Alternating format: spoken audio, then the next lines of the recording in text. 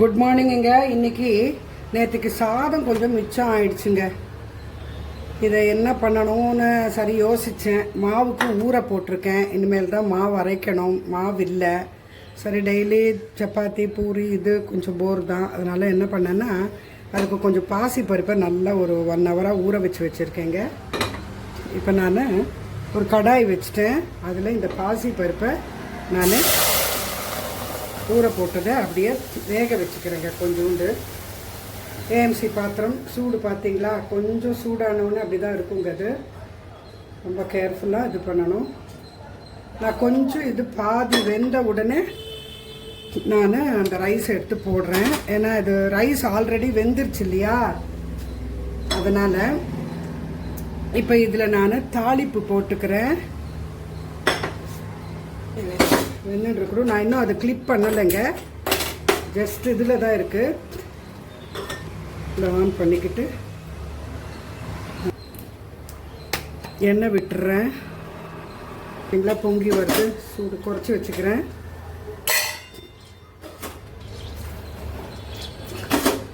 அவ்வளோ ஹீட் இருக்குங்க. இது குக்கர் மூடி மாதிரிங்க.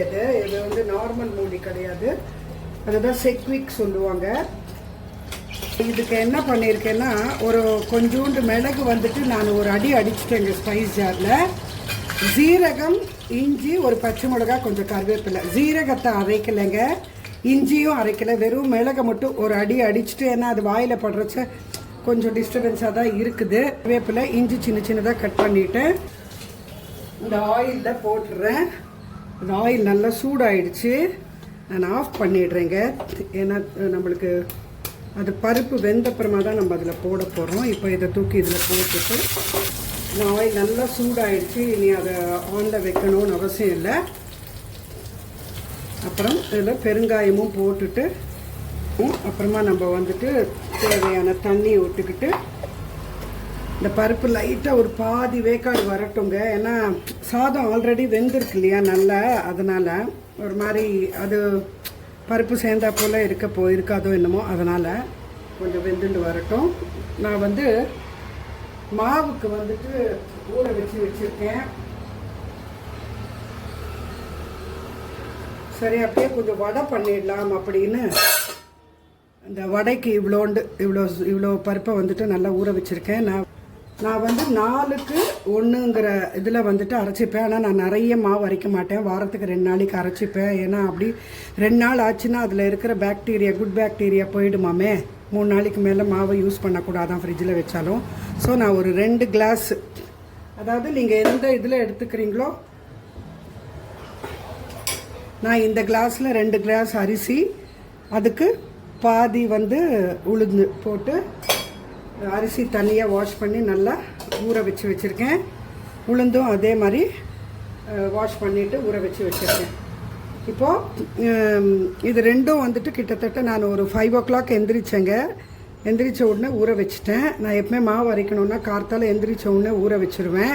ஸோ சமையல் பண்ணிகிட்டே ஒரு பக்கம் வந்துட்டு அந்த மாவையும் அரைச்சி வச்சுருவேன். ஸோ மத்தியானத்துக்கு அரைச்சிருவேன். நைட்டு கரெக்டாக இருக்கும். நம்ம வந்துட்டு எடுத்து உள்ளே வச்சிடலாம். இப்போ இது வந்து நான் யூஸ்வலாக வந்துட்டு ஒரு 4 to 5 hours ஊற வைப்பேங்க. இன்றைக்கி வந்துட்டு நான் ஆல்மோஸ்ட் 5 hours ஆகிடுச்சு. பருப்பும் ஒரே வாட்டி தாங்க நான் ஊற வைப்பேன். 5:30 இருக்குங்க நான் ஊற வைக்கிறதுக்குள்ளே. 5:30, 5:45. இப்போ டைம் 10 தாண்டி இருக்குது. நல்லா கரெக்டாக இருக்கும். இப்போ நான் வந்துட்டு ஸோ எப்படியும் மாவு அரைக்கிறோம்ல, அதனால வடைக்கும் அரைச்சிடலாம் அப்படின்னு ஃபஸ்ட்டு இந்த பருப்பை அரைச்சிட்டு வந்துடுவேன். நாராயணா நாராயணா. நான் வந்துட்டு கிளிப்பு மிஸ் ஆகிடுச்சுங்க. ஏதாவது பண்ண போனால் இப்படி தாங்க என்ன பண்ணுறது. ரைஸ் வந்து நேற்றுக்கு மிச்சமாக இருந்ததுங்க. அதை என்ன பண்ணலாம், நான் தாளித்து இதில் ஊற்றிட்டேன். அது கிளிப்பு மிஸ் ஆச்சா தெரியல. நான் ஆன் பண்ணேன். அது சம்டைம்ஸ் என்ன ஆகுதுன்னா நான் ஆஃப் பண்ணிவிட்டு நெக்ஸ்ட்டு ஸ்டெப்புக்கு போகிறச்ச பண்ணலாம் அப்படின்னு நினைக்கிறச்சா அது மிஸ் ஆகிடுறதுங்க. நான் ஆன் பண்ண மறந்துடுறேன். இப்போ இதில் அந்த தாளிப்பை எடுத்து இதில் கொட்டிட்டு இதில் உப்பையும் போட்டுட்டு தேவையான உப்பை நான் இப்போது மிச்சமான ரைஸு நல்லா உதித்து போட்டுட்டு அதில் பெருங்காயம் போட்டுட்டேன். கொஞ்சம் தோராயமாக தண்ணியை விட்டுட்டு இப்போ நான் இது ஏஎம்சி குக்வேர் இதுங்க. இது வந்து இது மாதிரி என்ன சொல்லுவாங்க, குக்கர் மாதிரி. இப்போ இதை நான் கிளிப் ஆன் பண்ணிடுறேன். இப்போ அது அந்த கடைசி பாயிண்ட்டுக்கு வந்த உடனே நான் ஆஃப் பண்ணிடுறேன். உங்களுக்கு இன்னும் கொஞ்சம் நேரம் கூட வேகணும் அப்படின்னு உங்களுக்கு ஏதாவது ஃபீல் இருந்ததுன்னா அதை நீங்கள் அப்படியே கூட வந்துட்டு கொஞ்சம் நேரம் வேக வச்சுக்கலாம். ஐ மீன் இன்னும் கொஞ்சம் நேரம் அந்த கடைசிக்கு வந்தப்புறமா குறைச்சிட்டு ஒரு 2 மினிட்ஸோ 3 மினிட்ஸோ உங்களுக்கு எவ்வளோ நேரம் எக்ஸ்ட்ரா வேணும்னு தோணுதோ அந்த அளவுக்கு வச்சுக்கோங்க. எனக்கு கொஞ்சம் பொங்கல் வந்து கொஞ்சம் அரிசி இருந்தால் தாங்க எனக்கு பிடிக்கும். பட் நல்லா வெந்திருக்கணும். அட் த சேம் டைம் அப்படியே குழக்குன்னு இருந்தால் எனக்கு பெருசாக பிடிக்காது. நான் லாஸ்ட்டில் தான் நெய் விட்டுப்பேன். ஏன்னா இப்போ வேகச்சே நெய் நிறைய விட்டோன்னா நான் பெருசாக இருக்கிற மாதிரியே தெரியாது. அதனால் நான் கடைசியில் வந்துட்டு மூடி திறக்கச்ச நெய் விட்டுட்டு கொஞ்சம் நேரம் விட்டுட்டு அதுக்கப்புறம் சாப்பிட்டுப்பேன். நேற்றுக்கு அரைச்ச சட்னியே இருக்குங்க அதுக்கு. அப்புறமா நான் இப்போ வடைக்கு அரைச்சிக்க போகிறேன். அது பாட்டுக்கு அது இதாகட்டும். அரைக்கிறதுக்கு கிரைண்டர் வந்து நான் வாஷ் பண்ணி ஆல்ரெடி வச்சுட்டேங்க. மீன் வடைக்கு மாவை பருப்பை போட்டுருவேன். மாவை போட்டுருவேன். எல்லாம் தண்ணியை வடிகட்டிட்டு நான் அரிசி மாவு அதெல்லாம் போட மாட்டேங்க. கொஞ்சம் நேரம் ஆச்சுன்னா என்னதான் இருந்தாலும் கொஞ்சம் அந்த சூடு ஆறிடுச்சுன்னா அந்த கரகரப்பு இருக்காது தாங்க. கொஞ்சம் அப்படியே கொஞ்சம் சாஃப்டாக தாங்க ஆகிடும்.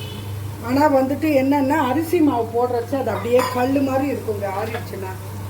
அரிசி மாவு போடாமல் நம்ம பண்ணோம்னா அது ஆறுனா கூட நல்லா தான் இருக்குங்க. கொஞ்சம் மெத்துன்னு ஆனால் கூட நல்லாயிருக்கும். இப்போ இதை நான் கிரைண்டர் வந்துட்டு நல்லா இதாகிட்டு வரணும். சும்மா தண்ணியை கொஞ்சம் கொஞ்சமாக தெளித்து தாங்க பண்ணுறேன்.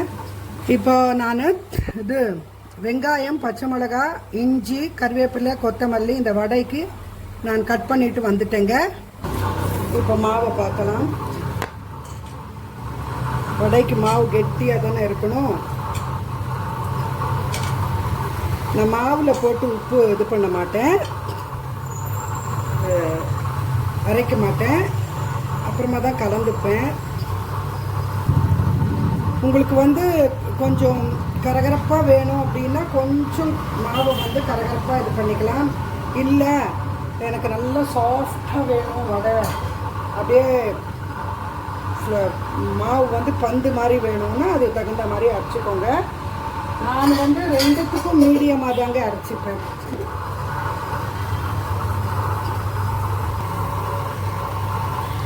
இப்போ அதை எடுத்துடுறேன். பருப்பை எடுத்துடுறேன். மொத்தமாக எடுத்துட்டு காட்டுறேங்க.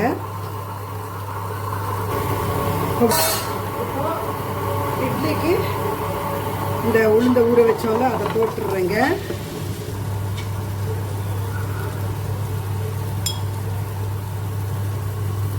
கொஞ்சமாக தண்ணி தெளிச்சிடுறேன்.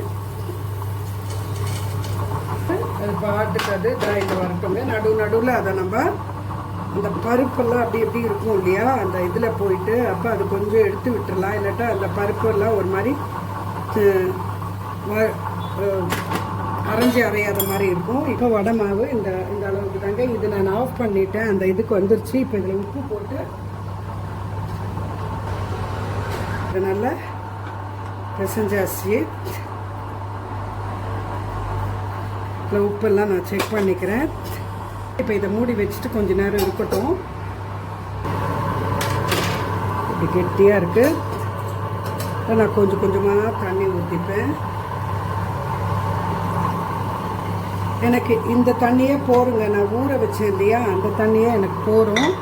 கொஞ்ச நேரம் ஆன உடனே பிகினிங்லேயே இந்த மாதிரி எடுத்து விட்டுருங்க. ஏன்னா இந்த கல்லில் எல்லாம் போய் சிக்கிக்கும் இல்லையா. மூடி வச்சிடலாம். தண்ணி குறைய குறைய கொஞ்சம் நம்ம ஊற்றிக்கணுங்க. இல்லைன்னா அது மாவு வந்து ஒரு மாதிரி நல்லா கரெக்டாக வராது.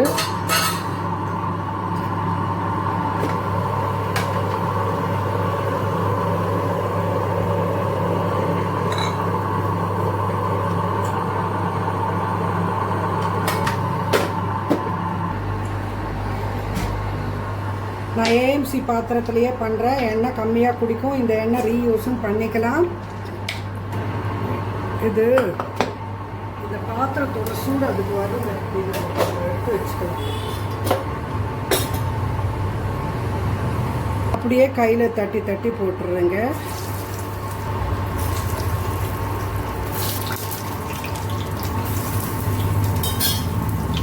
இதை மூடி வச்சுருக்கீங்க. வச்சுருக்கேங்க. ஏஎம்சி பாத்திரத்தில் மூடி வச்சா சீக்கிரமாக ஆகும். பார்க்கலாம். நான் அதுக்கு மேலே தண்ணி விடலைங்க. இன்னும் கொஞ்சம் தண்ணி இருக்குதுல, இப்போ கொஞ்சம் ஊற்றிக்கிறேன். ரொம்ப விட்டுறாதுங்க, ஏன்னா ரொம்ப தண்ணி ஆயிடுச்சுன்னா பருப்பு தாங்க ரொம்ப தண்ணி ஆகிடக்கூடாது.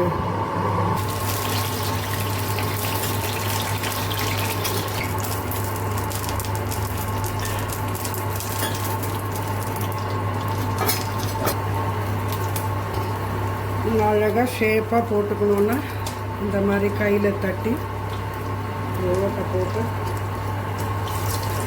போட்டுக்கலாம். அது கொஞ்சம் தின்னாக வருங்க மாவு. பருப்பு இந்த அளவுக்கு வந்துருச்சு. அப்படி அதாவது கெட்டியாகவும் இருக்கக்கூடாது, தண்ணியாகவும் இருக்கக்கூடாது, ஓரளவுக்கு இப்படி இருக்கச்சு எடுத்துருவேங்க. எனக்கு அதெல்லாம் தெரியாதுங்க. தண்ணியில் போட்டு மிதக்குதா கிதக்குதா அதெல்லாம் அப்படிலாம் இல்லை. ரெகுலராக பண்ணுறதுனால எனக்கு பழகிடுச்சு. ஸோ இந்த மாவை மொத்தத்தையும் எடுத்துட்டு நான் காட்டுறேன். பருப்பு எடுத்துட்டேங்க. இப்படி இருக்குது, இவ்வளோ வந்துருக்கு. இப்போ நான் அரிசி போடுறேன். அரிசி போடுறதுக்கு முன்னாடி கொஞ்சம் தண்ணி தெளிச்சிடலாம். ஏன்னா அரிசி போய் கீழே இதாகிடும், ஒரு மாதிரி ஒட்டின்ற மாதிரி. ஸோ நல்லா ஊறிடுச்சுன்னா நல்லா இருக்குங்க மாவு. பட் அதுக்காக ரொம்ப நேரம் 5 ஹவர்ஸ்க்கு மேலெலாம் ஊறணும் இல்லை. சில பேர் வந்து பருப்பு 20 நிமிஷம் ஊறினா போகிறோம் அப்படிங்கிறாங்க. நான் இப்படி தாங்க பண்ணுவேன். என்னோடய ப்ரீவியஸ் வீடியோவில் நீங்கள் இட்லி பார்த்தீங்க இல்லையா, தோசையும் பார்த்தீங்க இல்லையா, நல்லா இருக்குங்க. கலரும் நல்ல கருப்பாகாது. தோசை நல்ல கலரில் இருக்கும். தோசை நல்லாவும் பெருசாக வருங்க.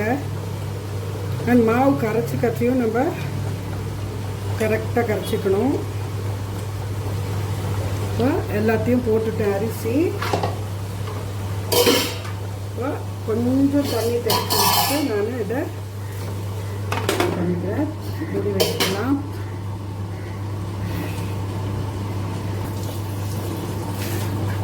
எனக்கு இந்த பாத்திரத்துலேயே அப்படியே நான் கலந்து வச்சுருவேன் மாவை. கரெக்டாக இருக்கும். எடுத்துடலாம்.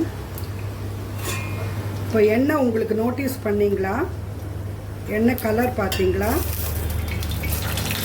நீட்டாக இருக்குங்க. இது செக்கில் ஆட்டினா நல்ல இது கடலை எண்ணெய் தாங்க. இது ஒன்றும் ரீஃபைண்ட் ஆயிலெல்லாம் கிடையாது. இதை பாருங்கள், செக்கில் ஆட்டின கடலை எண்ணெய் தான், ரீஃபைண்ட் ஆயிலெல்லாம் கிடையாது.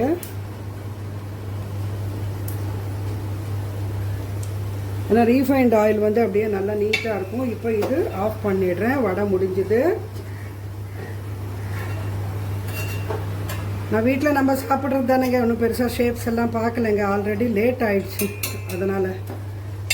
இப்போ இந்த பொங்கலை பார்க்கலாம். இதை தூக்கி இந்த எண்ணெயை தூக்கி வச்சிடலாம். இப்போ நான் அதுவே வந்துட்டு இப்போ லஞ்சுக்கெல்லாம் யூஸ் பண்ணிப்பேன். பொங்கல் ஓன் பண்ணிவிட்டு ஓப்பன் பண்ணிவிட்டு பாருங்கள், கரெக்டாக இருக்குது. இப்போ இதில் கொஞ்சம் நெய் விட்டுப்பேங்க. நான் இப்போ தான் விட்டுப்பேன். ஏன்னா நீங்கள் இது பண்ணுறச்ச எவ்வளோ நெய் விட்டாலும் நெய்யே இல்லாத மாதிரி இருக்குங்க அதில். இப்போ இறக்கிட்ட அப்புறமா நெய் போடுறச்ச நம்ம கொஞ்சமாக போட்டால் கூட ஃப்ளேவர்ஃபுல்லாக இருக்குங்க. இவ்வளோதாங்க இன்றைக்கி நம்மளோட பிரேக்ஃபாஸ்ட்.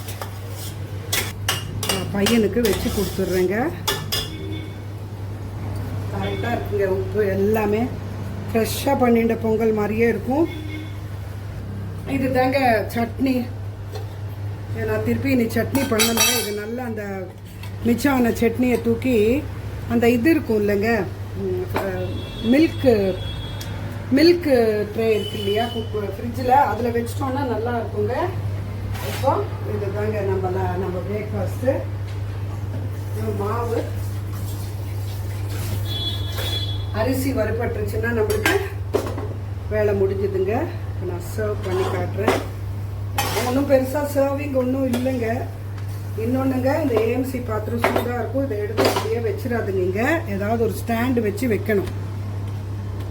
ஏன்னா அது அப்படியே அந்த சூடு வந்து ஒரு டீப்பாய் மேலேயோ உட்டு மேலேயோ வச்சிங்கன்னா அந்த சூடோட டெஃபினட்டாக அந்த கீழே வந்துட்டு ஹீட்டோட கொஞ்ச நேரம் அனுப்புறமா வைக்கலாம்.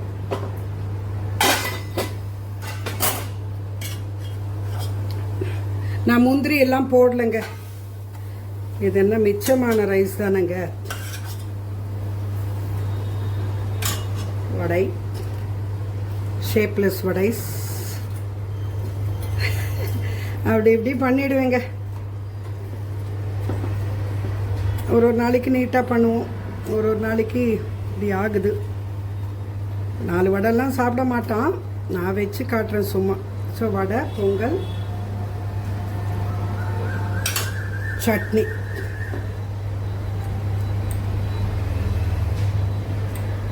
ரொம்ப சாப்பிட மாட்டாங்கங்க எங்கள் வீட்டில் சட்னிஸ் எல்லாம். இவ்வளோதாங்க, பார்த்தீங்களா?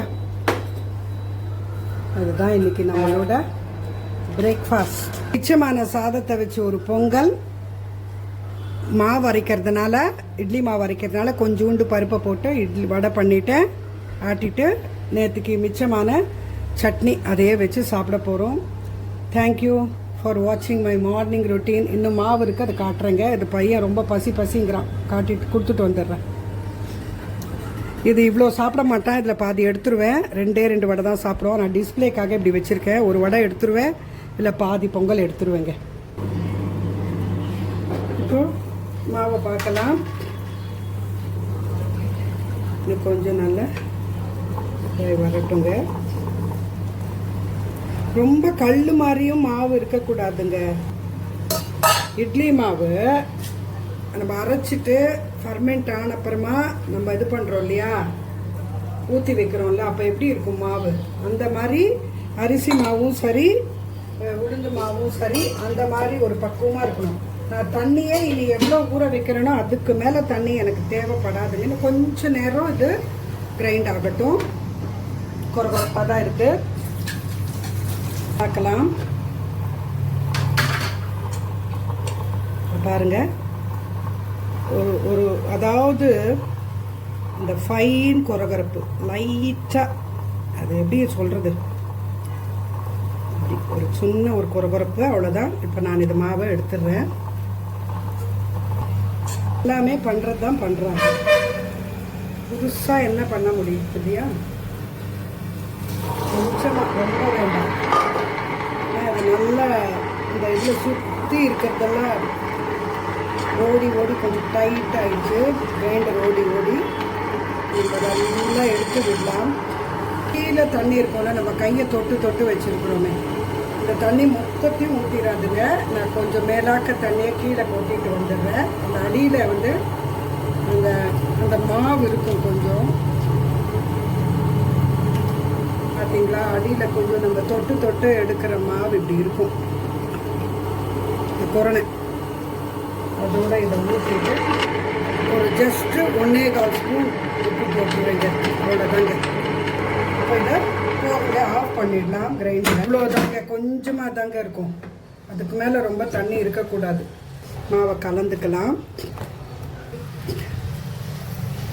எல்லா மாவும், அரிசி உளுந்து மாவு ரெண்டுமே நல்லா கரெக்டாக மிக்ஸ் ஆகணும். அதாவது அந்த மிக்ஸ் ஆச்சான்னு உங்களுக்கு ஒரு ஃபீல் இருக்கும்ல, நல்லா ஒரு 4-5 வாட்டி இந்த சைட்லேருந்து அப்படி ரவுண்டாக எடுத்துப்பேன். திருப்பி அந்த சென்டரில் நல்லா அப்படி இது பண்ணால் அது சைடில் வந்துடும். இந்த சென்டரில் நம்ம இப்படி பண்ணுறச்ச மாவு பூரா சைடுக்கு வந்துடும். அப்போ எடுத்து நல்லா இப்படி எடுத்து இந்த சென்டர்லேருந்து இப்படி எடுத்து இப்படி சென்டர்லேருந்து இப்படி ரொட்டேட் பண்ணிக்கிட்டு இப்படி ஒரு சைட்லேருந்து சென்டர்லேருந்து இப்படி இந்த சைடு வரைக்கும், ஒரு சைட்லேருந்து சென்டர்லேருந்து இந்த சைடு வரைக்கும், ஒரு சைட்லேருந்து சென்டர்லேருந்து இப்படி இந்த சைடு வரைக்கும் இப்படியே பண்ணிகிட்டே வந்தீங்கன்னா உங்களுக்கு மாவே பாருங்கள், உங்களுக்கு நம்ம அந்த கலக்கரிச்சியே மாவு ஒரு இது தெரியுதா உங்களுக்கு, அந்த ஃப்ளஃபினஸ்ஸு. இப்படி நல்லா எல்லாமே கலந்து விட்ட அப்புறமா அவ்வளோதாங்க இது. இப்போ மாவு எப்படி இருக்குன்னு பாருங்கள், இப்படி இருக்கும். எனக்கு தெரியலங்க எப்படி கன்சிஸ்டன்சி எல்லாம் சொல்ல. டக் பண்ணி மூடி வச்சிடலாம். இப்போ கார்த்தால மாவு அரைச்சோம் இல்லைங்க, அது பார்க்கலாம். நான் 11 o'clock அரைச்சேன், இப்போ 6:30 ஆகுது. இப்போ பார்த்தீங்களா இதில் பபுள்ஸு சின்ன சின்ன ஏர் பபிள்ஸ் மாதிரி இருக்குது, தெரியுதா?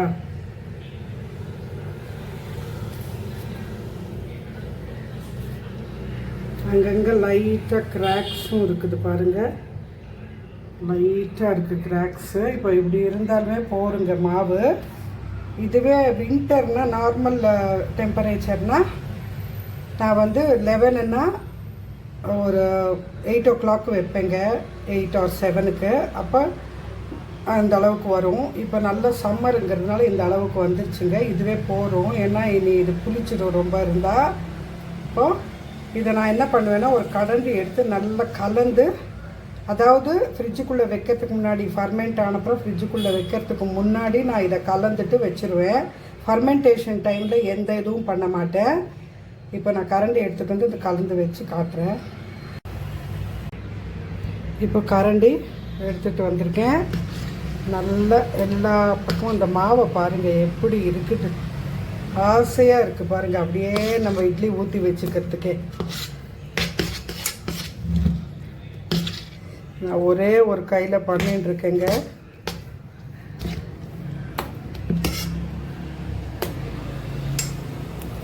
நான் ஸ்டாண்டு வச்சு காட்டுறேன்.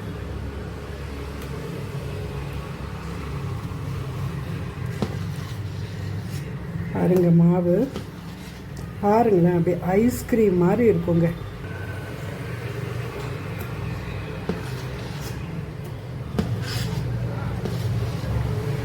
பாருங்க, ரொம்ப கலக்க வேணாம். இந்த கரண்டி இதில் கரெக்டாக செட் ஆகும். அதனால் இந்த கரண்டியோட அப்படியே வச்சுருவேன். சுற்றி க்ளீன் பண்ணிவிட்டு